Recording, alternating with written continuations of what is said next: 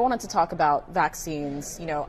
Obviously the FDA, had that refusal to file a letter with Moderna's mRNA flu vaccine application. But, does that signal a need to sort of formally update your guidance when it comes to these trials for seasonal flu vaccines here to kind of have more predictability, or how are you thinking about that maybe? So it's important for people to know that the seasonal flu shot is not going anywhere. So the seasonal flu shot has a structure by which each year they go through an approval process, and that is because that's a tried and true vaccine. It's the traditional flu shot that's given annually. It's been around for 80 years. There have been over 40 clinical trials on that, and so we do have a system now to expedite.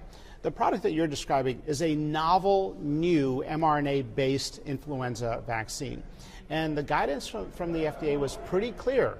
They recommended the control group use the standard of care, not the substandard of care in people over age 65.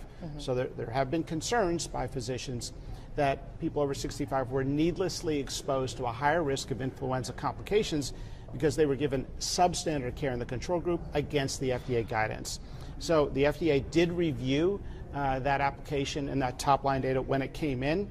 That is, it's been a little bit of a misnomer to say that it was not looked at. It was reviewed, but the FDA will have communications along that process to say, hey, you didn't follow our guidance, and so they made that communication. Now the company can say, go ahead and give us the full review, and that's part of the process and the dialogue that goes on after a big investment in a big trial.